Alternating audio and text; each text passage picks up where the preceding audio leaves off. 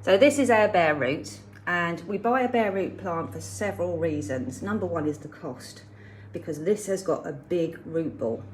So you're going to be paying much less than if you bought this plant as a potted plant, because that's a 2 or a 3 litre root ball there. Number two, they are going to settle in the ground much faster because the roots have been growing in the ground. They haven't been wound round and round and round a pot and got root bound. So in the spring, when we put them in the garden, the roots are already loose, so they will be away under the ground before you know it. Now, if you look carefully, I can show you the growth. So this is our root ball, so this is the most important part, and you will get shoots coming from the base as well. And this is year one's growth. So when the plant was struck, that was the growth that came off for year one. So you can see quite a small plant. And then year two, it didn't shoot at all from the top of year one's growth. No, it shooted from underneath, look, and it put up these stems. So that was year two's growth. And then for year three, you can see, look, again, that growth from year two, that just died off, back to a little way down the plant, and it branched again. So each time it's doing this, the stems are doubling. So you can just imagine how big this plant's going to get in a couple of years. You can see quite clearly. So year one's growth, year two's growth, and then year three's growth. So these berries, they're not going to do anything. So you can trim your stems back now, or you can wait till the spring. What I would do is I would let it rehydrate a bit first, and then you'll find as it rehydrates, these little nodes will start to wake up a little bit, and then you'll be able to see far more clearly where the new shoots are. And then you just want to snip back above those new shoots. But if you prefer to wait till the spring so you can really see the shoot, then that is fine too. But don't expect the leaves to stay at all. These ones are dropping off quite easily because the plant's still quite moist. But once it goes in the post, that moisture won't be around the leaves, and you might find they get stuck on the branch because the plant has quite rightly pulled all the moisture back in to its roots and its stems, and it's left the leaves out on the limb.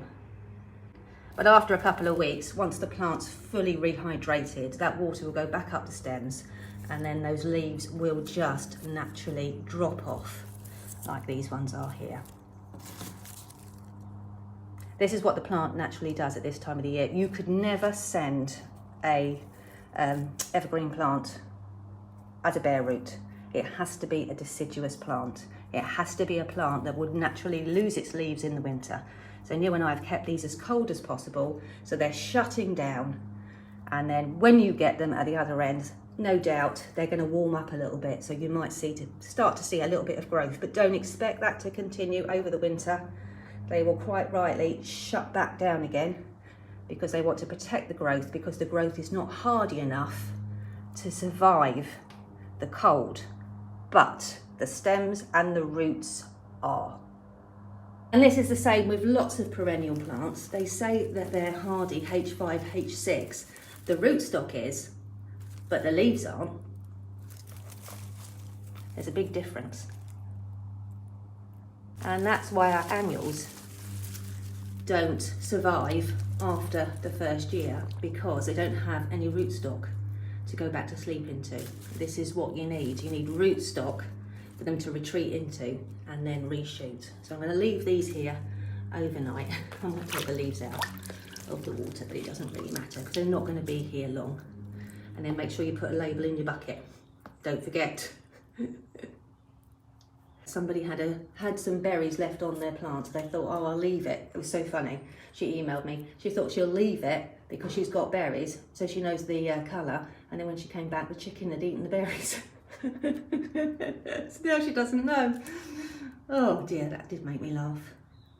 And you can see this one here. Look, that's shooting from the base. So they will get new stems over time. You can just imagine now how big that's going to get. You can see all the previous new growth coming up. But this is key, this is key. He's been pruning them. So we need to make sure we keep up the pruning, starting with your very first season. You need to prune off the old growth to keep this shape. Otherwise, all your stems will just get thicker and thicker and thicker. But don't worry, we are going to be together growing these over the next few years. So I will walk you through it, and then you will know everything that I know about bare root plants.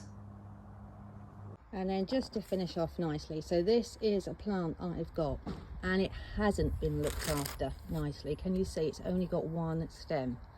And the new shoots, this has been near the summer house, so it thinks it's been in Barbados. That's why it hasn't lost its leaves. I am going to bring it down now so it starts to shut down and go to sleep and get its strength. But you can see I've only got one thick stem, and then the new shoots are just coming from that stem. There's the old berries there. And there are signs of new growth at the base, but because the plant's got apical dominance, just like we do with our zinnias, we've got to prune them or pinch them, and then that will remove the apical dominance and allow these shoots to wake up. So if you think that pinching comes from cut flowers, you're wrong. It doesn't. It comes from looking after and maintaining shrubs. There we go. It's in its new container. So this is a 2-litre container, and you can see it's absolutely filled that pot. That is a very good plant.